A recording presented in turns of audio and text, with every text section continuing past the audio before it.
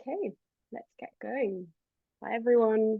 Welcome to our session on financial literacy, brought to you by Uplift Her. I'm Marlies Riepl.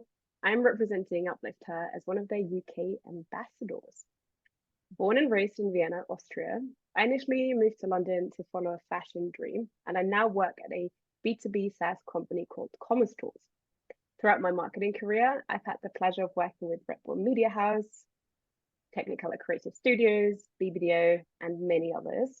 And my dedication to inclusivity also led me to co-found the first Women in Tech ERG and employee resource group at Commerce Tools.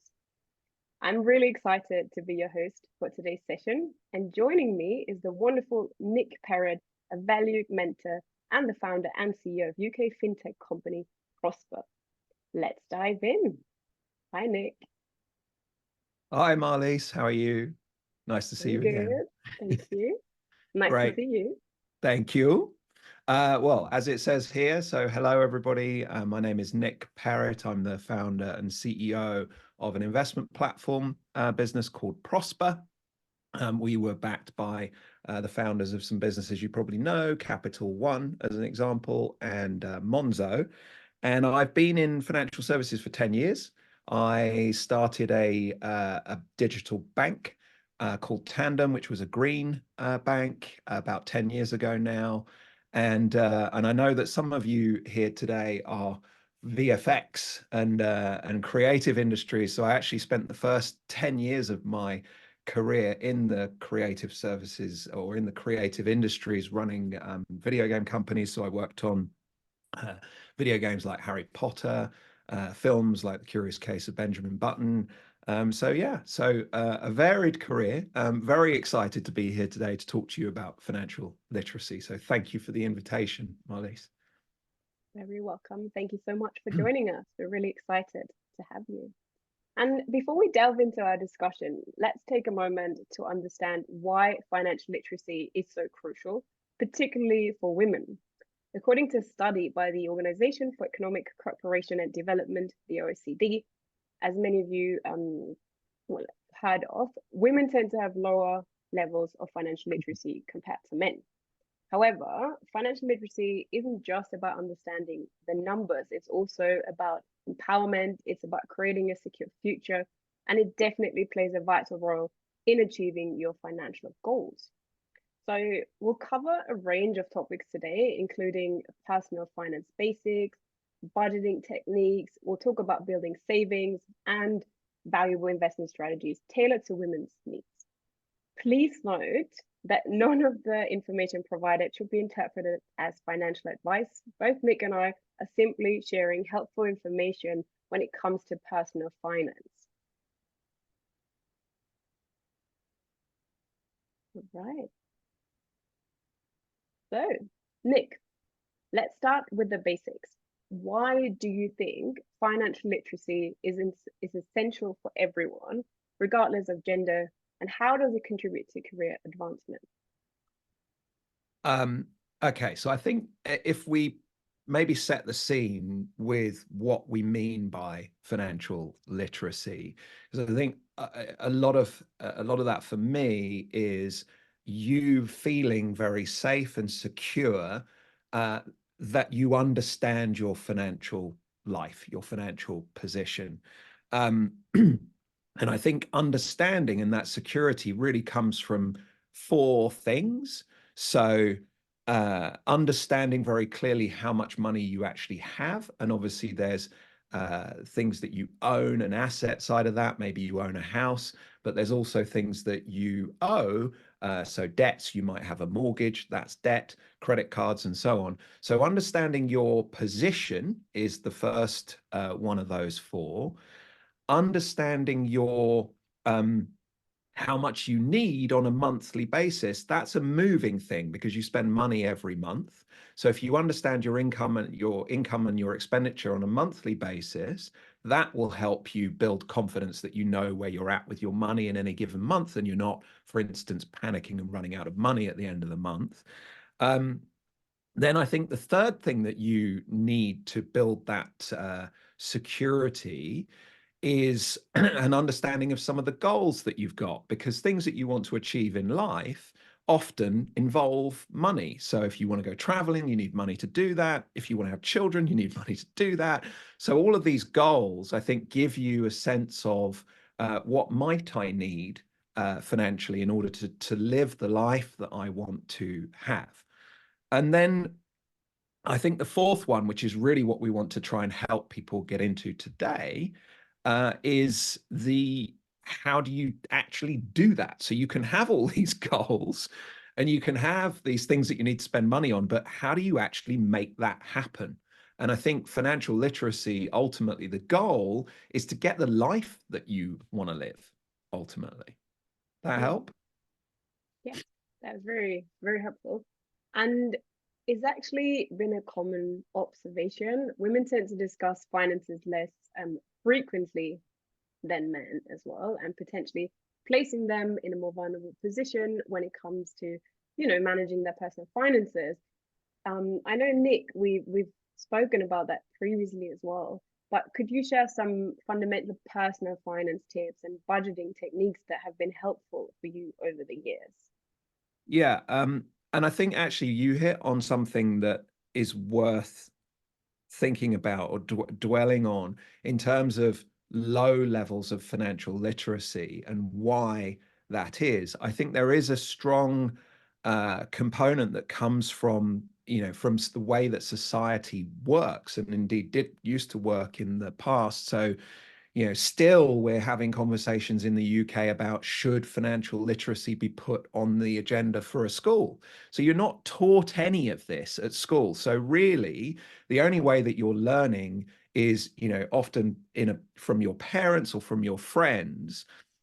But I think for many women, certainly if you go back into last century, there are all these very sort of stereotypical things. The man goes to work, the woman stays at home and looks after the children, and therefore the man used to run the money and the woman doesn't.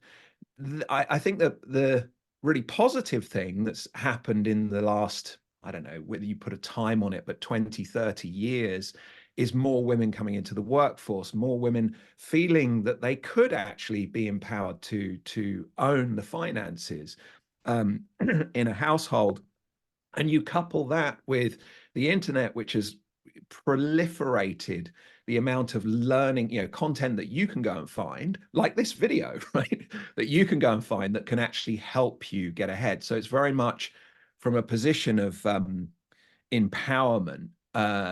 And it's not just, the internet, it's also, well, the government has a service called the Money Advice Service, for example, that this is in the UK, that lays out lots of things that you can do to help yourself.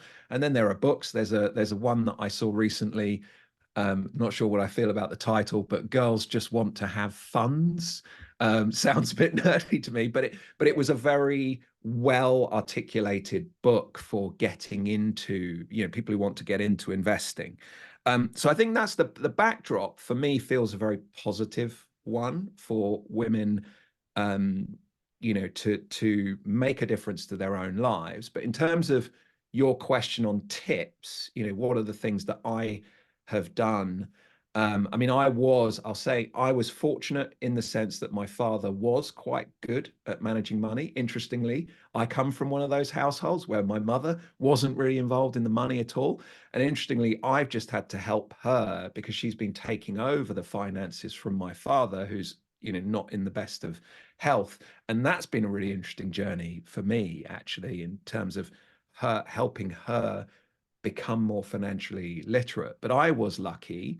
I suppose the first thing that I developed a habit of was having a budget. So keeping a budget, setting out all of the things that I spend money on. I just used to get my bank statement and go, okay, well, there's rent, there's food, there's clothes, there's my nice things that I want to have a little budget for. So it's just how much would I want to let myself spend on going out for a month? And then I also, in my early life, had debts.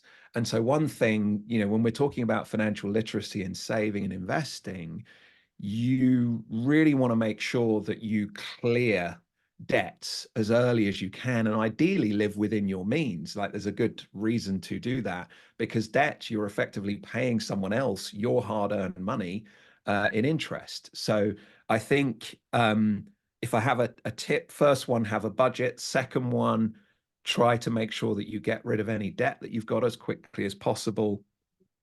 Third tip would be about, if you are able to save, then build an what's called an emergency fund. So if something happens to you, you get laid off, for example, you need to have some money set aside so that you can pay those basic bills, so that you don't end up in a really tricky situation.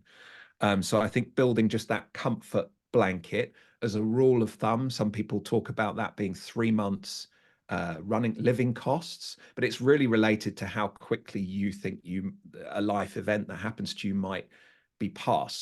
So some people would say that needs to be longer, needs to be 6 months, right? So somewhere between a couple of months and 6 months, you should have in an account and not touch it, right? Um, and then if you're able to achieve all of those things, you're then into the realm of, okay, I'm managing my debts. I've got some safety money in cash in case something bad happens to me. But now I can start to save. And I think in there, saving or investing, as a rule of thumb, being able to set aside something like 10 to 15%, ideally, of what you make every month, um, will set you up well for future. So thinking about it in those terms would be my starter for 10. If that helps. Mm-hmm. I can totally relate to that. And I know it wasn't until I started budgeting that I really got a handle on where my money was going. And Right. today, some of the challenger banks, some of the apps you can get, they help you, categorize your Definitely. spending, which is the Definitely. first step that you mentioned. And speaking of saving, what strategies would you recommend for individuals like me a couple of years ago, especially women, to approach saving effectively in both the short and the long term? Okay. So if I say something right up front, which is about uh, just to get the language right. So people often talk about savings, but their mental model is they're thinking about cash, and then they think about investing or pensions in the context of when you're owning other things like stocks and shares. So I'm going to talk very broadly across all of those, because ultimately, whether it's cash savings or investments, what you're trying to do is make the money that you do have get bigger, right? So I'm going to talk about it very generically. And I think when you're thinking about your question on what would I be thinking about if I were you a couple of years ago, the first thing that I would be thinking about is the time frame, because, and I'll get onto this when we talk about investment strategies, but the time frame that you're wanting to get access to your money. So if you need the money next year, say you're trying to save for a holiday, you would not want to be using investments, so buying stocks and shares, to do that. So the regulator, the financial regulator, usually encourages a rule of thumb of, if you want to get a return in less than 5 years, you shouldn't really be investing in certain types of products, right? So I think if I was summarizing it, it would be, if you're thinking short term, you're more likely to be cash savings. And so therefore your job is get the best interest rate that you can. And then if you're long term saving, that's when you would move into looking at investment products, right? Mm-hmm. The other thing that's connected to the timeline, so when you need the money, is the whole concept of risk and return. So on the downside, risk is about the probability that you're going to lose some money. Return is obviously the probability you're going to make some money, and there's a balance on this. And we'll talk about that when we get into investment strategies, right? But there, on the one hand, take a silly example, that phrase where people used to put say, I'm going to put my cash under the mattress, right? That's the most risk. Well, other than your house being broken into, which used to happen quite a lot, it's one of the safest things that you could do, but you might not necessarily want to do that because the money doesn't grow at all under your mattress, right? It's the same number of notes. So that's when you might want to think about more risk, but we'll come on to that when we get into the investment side. The last thing that I think is worth saying in terms of how to think about it, which does make a really big difference, is tax. And I should say, much like you said at the beginning, we're not here to give you regulated financial advice. I mean, my company is regulated by the UK Financial Conduct Authority, and when you talk about tax, you have to think about everybody's tax situation is different. You know, if I'd have inherited some money, my tax situation might be very different than yours, Marlies, as an example.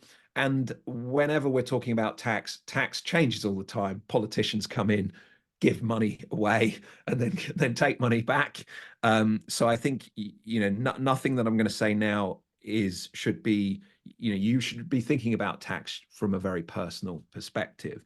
But what I will say as to why you should be thinking about tax is there are different types of accounts. And again, we'll get onto this, but some that have no tax benefit to you. And interestingly, when all the trading apps you mentioned, like Robinhood and things like that, so when all those apps, fintech apps came out, they actually didn't have a lot of these tax accounts.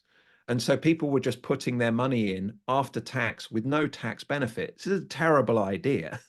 There are lots of different types of accounts. We'll come on to it, but ones that protect any of the growth in your money from being taxed when you take the money out. So that's the first type. And there's another type that typically are for the saving for the very long term, where the government actually gives you money back at the beginning. So it gives you a tax credit, which means that for example, if you invested £80, the government would give you another 20. So for every £80 you invest, you're actually putting £100 into your account because of the tax credit. So it's a material, if you then think about how that money compounds over time, so earns interest, and then the interest earns interest on that interest, and it's getting bigger and bigger and bigger. Obviously, if you're putting a lot more in because of the tax breaks, you're going to end up with a lot more at the end. So it's a really, really material thing that I would definitely think about. Okay, that's really interesting. And talking about mindset, I remember I came up with this trick to get me to save more money. So I Yeah, would always transfer away my savings at the begining of the yeah, month, right after I would get paid. very Simply so sensible. I couldn't spend the rest of the money, because I had also tried it the other way around, like see what's left at the end of the month, but that has just never worked for me. So I'm following sort of a bit more of a methodic approach for this of what's my goal, where do I start, what do I have, and how do I get to achieve my goal. You just have to yeah, transfer the way at the beginning of the month. That really made a huge difference for me. So funnily enough, Marlies, you've hit on. So there's I actually brought it because I knew I was talking to you. This guy, so Morgan Housel, who wrote this book, Psychology of Money. One of the things that he talks about is just the overcoming your own sort of behavioral barriers. And I'll give you an interesting statistic about the very boring topic of pensions, right? So long-term savings. So there was this thing that came in about 12 years ago now, and 14 years in the US, called auto enrollment. So when you had a job, the company was then forced to give you a pension, and you were going to be opted in whether you liked it or not.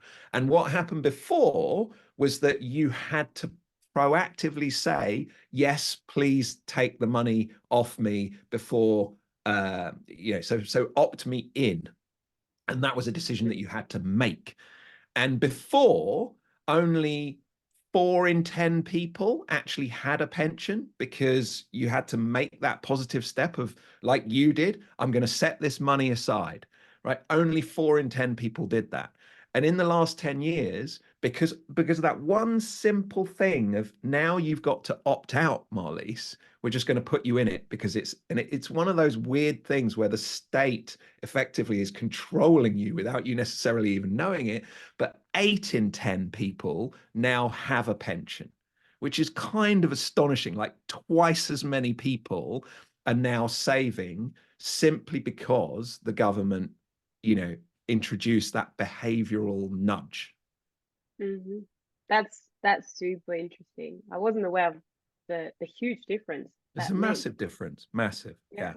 Wow. And we were talking about fintech apps Mm. earlier, and it keeps coming up. And there's definitely been a wave of new apps in recent years. Many of them promoting easier ways to invest. And I remember years ago when I first started looking into investment options, I had no idea what an ISA was. And Mm. I'm based in the UK, so it's called an ISA here. It might have a different name Mm. in the US, but had no idea how I could invest, which providers to use. Crypto seemed like a great idea to me at the time. And you're laughing, and I know you'll explain to me why that's quite a crazy, fast investment if you Mm. don't know much about investment options. Yeah, Nick, could you provide a bit more of an overview of different investment options for anyone with no prior knowledge to perhaps Sure. also prevent the crypto trap, as I like to call it? Well, it might. Yeah, absolutely. It may not be a trap, but let's get to that. So an interesting place, and I said I'd try and help unpack this a little bit around the difference between. So the first thing to think about is the difference between the type of account that you're saving into. So you said ISA, right? That's one type of tax account. I actually went and looked at this because you told me there might be some people from Canada. So in Canada, there are things called RRSPs, TFSAs, and RESPs. Apparently, these are all tax advantaged accounts for Canadians.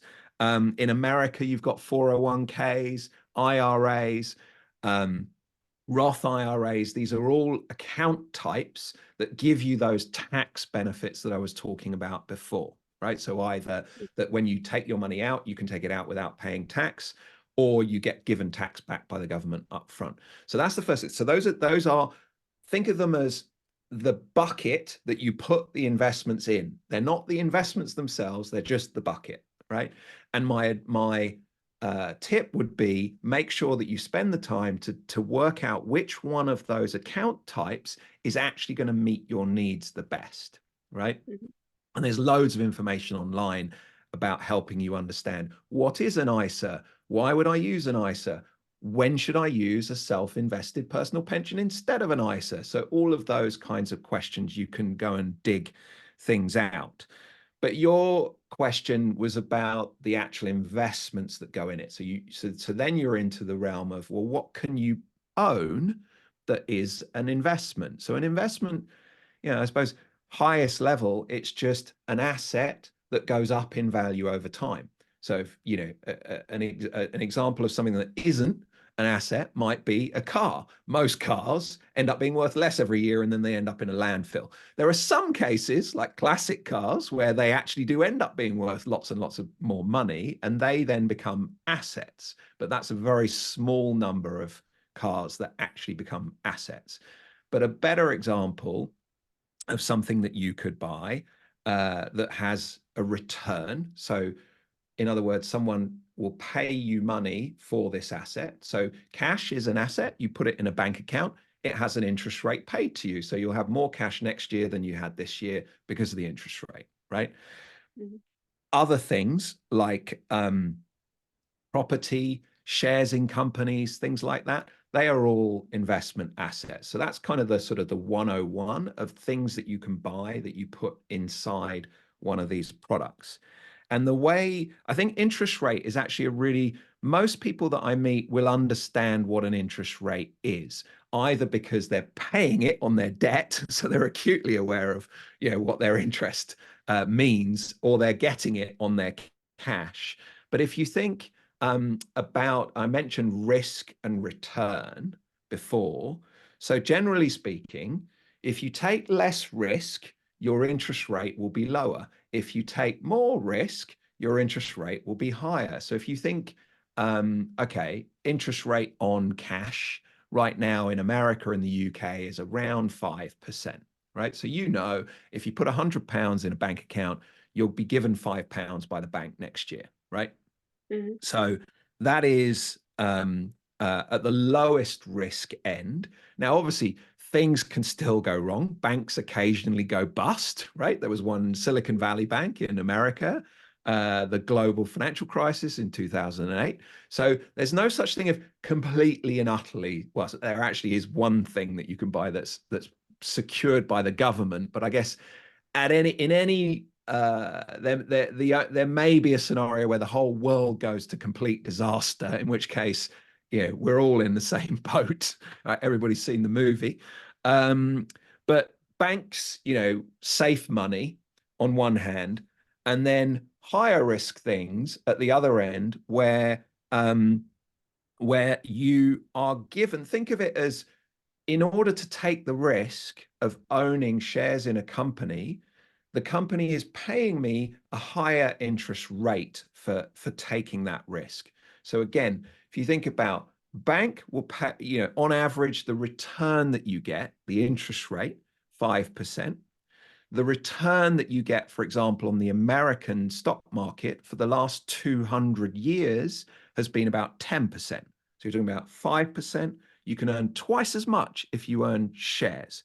But the problem is that the higher the risk means that it's very volatile. So one year it's worth lots. Like this year, we've got these things called the Magnificent Seven, technology companies that are worth a fortune. So the market is buoyant. But you also know that the market can be not buoyant, like it was in 2008 with the financial crisis. But over time, over a long period, which goes back to what I said before, investing is for the long term.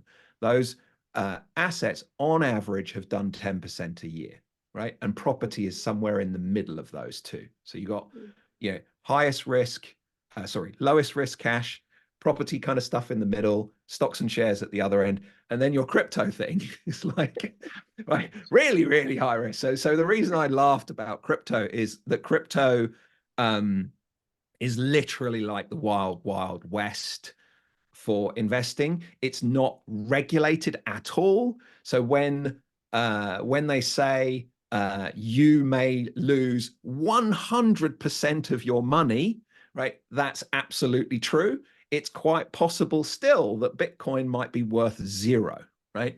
And I think if you're thinking about getting into investing for the first time, I would be thinking, actually what you should probably be thinking about is safer, more regulated investments that have protection through diversification of the things you own. So you don't just own one Bitcoin, you own 100 different types of investment.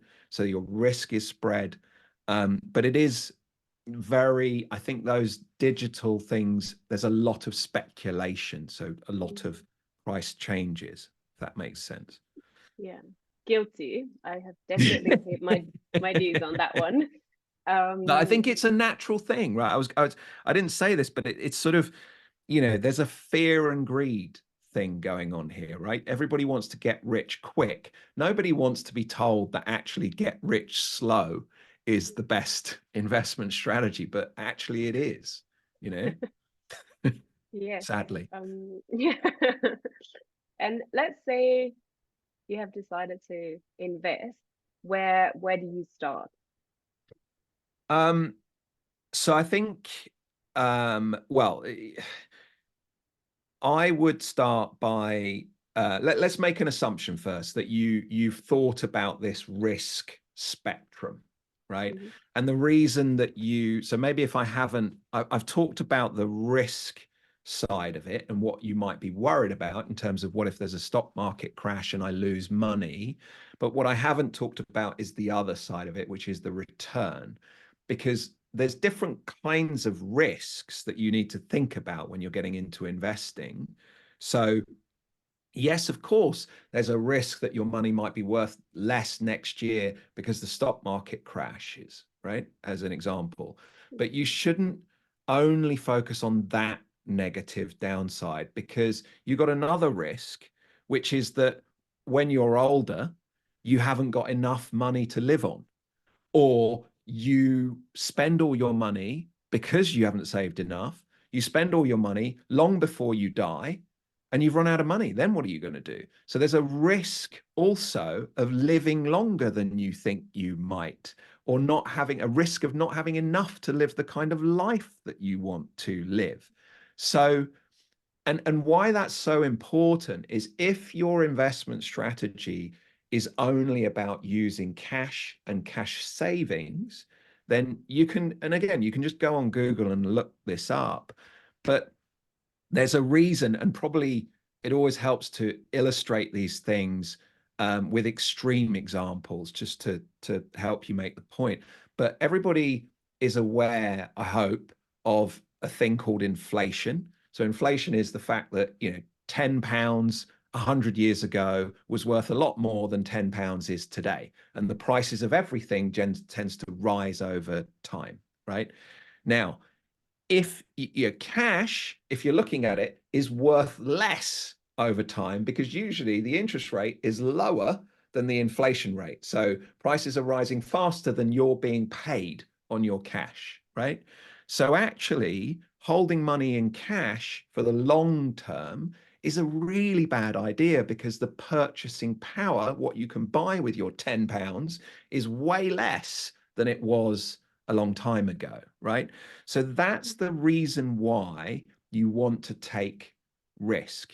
And a good example of this would be, you know, Argentina, that had hyperinflation, right? If you were holding money in cash, you know, Argentinian pesos the next day, I think it was like 1,000, it was over 1,000% inflation. So in other words, you know, if you held £1, you needed to have 1,000 the next day, kind of thing, to be having the same purchasing power, right? And I think I So remember from uni days, the country with the highest inflation ever measured might have been Zimbabwe, where it was right, up to, I think, a million or a yes, you're right. trillion You're right. It was crazy. in Yeah, inflation, and we can't even yeah, imagine you that, can't because imagine it. it's Yeah, yeah, yeah, yeah. it's just And and incredible. and I guess, to make the point really simply, you know, if you were holding a pound note, you know, or a dollar bill or whatever, or a Zimbabwean dollar, don't know what their currency is. If you were holding the currency, then the next day that same currency is worth a lot less.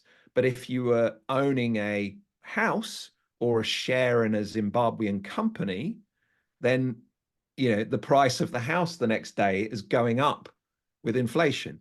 So some of the things, some of the assets, going back to that thing, what can you own? You know, owning cash is about the worst possible thing that you can own, right? Relative to, you know, when prices go up with inflation, that means that prices are going up. That means that all the companies' prices are going up. The prices of food are going up, of, you know, petrol, everything, right? So companies generally don't suffer from inflation because they are able to raise their prices, right? Mm, So, so I think that's the interesting. first thing that I would think about. But then, if let's get practical, right? Uh, you come to me and you say, "I've got £1,000 that I'd like to invest, $1,000 that I want to invest. How should I do it? You know, what can I do?" Right? Um, I like to think about this, that is sort of broadly three buckets, right? Based on ultimately how much you want to personally get involved with investing, right? And I'll explain that. So um, at one extreme, you're going to do it all yourself. So your example is, Nick, I went and bought a load of crypto. So you did it yourself. You didn't get any advice, right? You just went and did it, right? So that's doing it yourself, is the first option. And there are investment platforms, lots of them, mine included, where you can go on and you can buy investments yourself, right? And there's loads of information online to help support you to make those decisions better, right? And we've talked about some of the places that you can look for that information. So that's the end where you've got the most control, but also you're taking the most responsibility for your own decision making, right? Second set, and if you're in the Western world and actually Asia now, there are a couple of these, even the Middle East, there's some what are called robo-advisors. Terrible name in my view, but so a robo-advisor is a sort of a middle journey where they will ask you a bunch of questions about the way you think about money, really trying to use like the questions to understand how much risk you should be wanting to take and how your psychology is and so on. And it will then say, you'll get to the end of the questions, it will go, you're a 4, right? Which means you're sort of in the middle of the risk. Or you're an 8, you can take lots of risk. You're really young. You've got a high risk appetite. You're saving for the very, very long term, right? Or you're a 2 because you need the money next year. And actually you need to be really safe. So that's a sort of a second path. So if you don't want to be responsible for choosing an investment, then that will just give you one, right? And I should say these are there's different costs associated with these, right? So the do it yourself is the lowest cost way of doing it. And I should have said, even on the do it yourself, there are things that you can choose. So we have one as an example, think of it as a default fund, a standard fund. So there are funds that you can just put money into every month or a lump sum that are really well diversified, that will just be oriented for growing your money for the long term. And the world's biggest asset managers like Vanguard or BlackRock, two of those companies, they all have these sort of what they call multi-asset funds. So they just invest in across the world in lots of different types of things, and they're super low cost, right? So actually you can do DIY yourself very easily for really low cost, super low cost. The middle one that I said, the robo-advisor, is higher cost, but still not bad. And then the last option is that you go to an actual human being regulated financial advisor, and they do the whole thing for you. You don't even get involved. And obviously the issue there is that's, you're paying for a human being, so it's much more expensive. And part of the problem with that industry is that it's not very inclusive, in the sense of, the average advisor is like a 55-year-old, 60-year-old white man, and the cost is high, right? So that means that they're looking for people usually with at least $100,000, $200,000 to justify their fees. So if you're not that person, you're actually cut out of being able to get that advice, right? So I think then, if you still want an advisor, then it's go to the places that I mentioned, like the money advice service and things like that, to get support, right? And I just want to quickly, yes, that's very, very helpful. And I quickly want to come back to one of the words you mentioned, funds. So Oh yeah, might not be clear to everyone what a fund is. We hear it a lot. The term gets thrown around a lot. So could you just give a very brief explanation of what a fund is? sure. So actually, probably the best way of articulating this is by what real human beings do.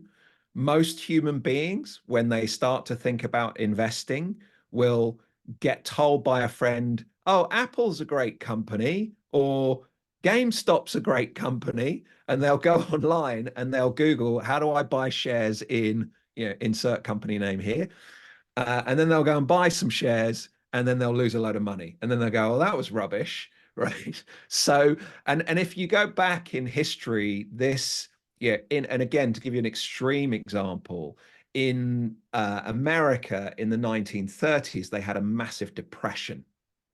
and the stock market crashed. And loads of people lost their entire life savings. There's amazing photos of people on Wall Street with all of their worldly goods in a crate, that kind of thing. And it was actually after that that somebody thought, well, hang on a minute, owning single stocks or shares in single companies, that's actually really risky, because what happens if that company has a crash, if something goes wrong, like Enron goes bust, the shares go from worth lots to worth nothing. And some very clever, mathematically oriented people came up with the idea of, well, hang on a minute, why don't we spread, don't put all your eggs in one basket. Why don't we spread this money across 100 companies, 200 companies? So the probability that any one of those will go bust is really reduced. So you're spreading your risk, and that basket of companies that you invest in, all of them, a small amount in every single one, that's called a fund. And you'll see there are different types of fund. There's loads of jargon, like the tax accounts, there's jargon, ETFs, mutual funds, OICs, there's loads of lingo, but fundamentally a fund is something that owns a basket of underlying companies. And that innovation, like to put all of those investments into a single product, spawned what is now I think when I last looked, it was about $17 trillion are invested in funds now. And what that means is, for literally a couple of pounds or a couple of dollars a year, you can personally own a product that owns shares in Apple, Tesla, GlaxoSmithKline, banks, owns hundreds of companies, and that spreads your risk. So it's an amazing innovation, and it spawned a whole industry. And you can buy funds that do lots of different things. You can buy environmentally friendly funds that try to only invest in environmentally friendly companies. You can buy funds that are technology funds that only invest in technology companies. There's so many of them, right? Is that clear? Yes. Yeah. Thank you for answering that question. I think that brought a lot of clarity. And I know we're coming up on time, but for our female audience members, are there any specific considerations they should keep in mind when it comes to investing? So the one, and we've sort of touched on this a little bit, but I think there's an interesting story in this piece of research that I read, which was, and it was focused on the American market, and I can't remember the exact numbers, but it doesn't matter. It's about the story, and the story was that the stock market had gone up by 10% a year on average, and yet the average investor had only made 7% a year. And you're like, why on earth is that? And the answer to that is emotions. Basically, it's going back to what I said before. The fear, human beings in general are driven by fear and greed. When the stock market is crashing, people panic and they sell. When the stock market is going up, people are like, brilliant, I'm going to buy loads and loads of shares. So you're doing the exact opposite. If you think about what investing success is, it's buying low and selling high and making a big profit. But what human beings do is the exact opposite of that, right? And so I think there's a very strong part of investing that is about your own emotional management. And here's where I think that the research is amazing for women, is that women are far, far better at this than men, actually, right? So to be precise, men tend to be heavy traders with, I use the royal we, I'm not like this, but most men, there's lots of ego. They believe they can beat the market. They're doing lots of trading, whereas women in general tend to be longer term, more steady, patient investors, and they outperform men in study after study after study. So if you can get over the hurdle of actually investing is for me, I can work out how to do this, then you probably, be a much better investor than the average person because of that. So Mm-hmm. if it was, about advice, it would be really to think about your own psychology and be patient and long term in your thinking. Mm-hmm. This reminds me of a quote by Oprah. She said, to to truly master money, we must first understand and address our inner thoughts and emotions about it.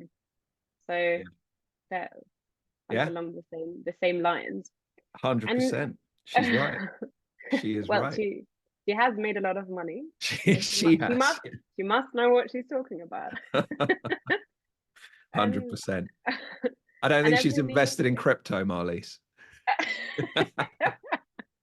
I'll try to find out. Um, as we near the end of the session, Nick, could you recommend any resources for our audience to further enhance their financial literacy, to learn more and to go a bit more in depth of what we discussed today? Yeah, I mean, look, I think we've mentioned quite a few different things like, money advice service if you're in the UK. I think there's some companies in the States. Just trying to think of one off the top, but most media companies will have really good, what is an ISA, what is a Roth IRA, they'll have content. So I would definitely be looking at sort of mainstream media for help. Mm-hmm. Also, all the asset managers are probably the best one that I've seen would be Vanguard. Vanguard has a lot of content on its website on how to invest, how to build a portfolio, and so on. It's one of the few asset managers that actually sells directly to consumers, unlike, say, a BlackRock, which does not do that. So you have to buy BlackRock's products through other investment platforms. But the last one, and I pulled this out as well, there's this book which is called The Simple Path to Wealth by J.L. Collins. And we'll stick this in the show notes. But it's a really, so the subtitle is Your Roadmap to Financial Independence and a Rich, Free Life, right? Mm-hmm. But I can tell you it's super, super simple, very accessible, and sort of covers all the things that we've covered today. So budgeting, debt, starting to invest, how to do that at low cost to make the most of your money. So I would definitely recommend reading that. And we'll put a few of those things in I think we said we were going to put them in a doc for people, didn't we? So we can Yes, do that. we will compile show notes and share those. So if you want to read up on any of the things we discussed and potentially order some of the books we mentioned, we'll put that in the show notes and you can take a look. And that already brings us to the end of our session. Nick, thank you so much for taking the time for joining us today My and pleasure. Thank you for the invite. sharing your valuable insights with us. I learned a lot, and I'm definitely going to go and buy those books that you mentioned to add them to my pile of books on my bedside table. Yeah, that's the challenge, isn't it? Oh well, yeah, I'm really looking forward to it. Before we go, just a quick reminder for our audience to make sure you follow Uplift Her on LinkedIn and on Instagram. Join the group, subscribe to the podcast on YouTube and Spotify. And if you have any questions or if you're interested in a follow-up session, make sure to email at uplifthermentoring@gmail.com. And yes, thank you so much, Nick. Thanks That's all for right. tuning in and for That's joining this quite all right. session. And we will see you on the next one. Thanks, Look forward everyone. to it. Thank you, Marlies. Thanks, Keep Nick. doing the good work. We will. Thanks. Bye. Bye. Bye.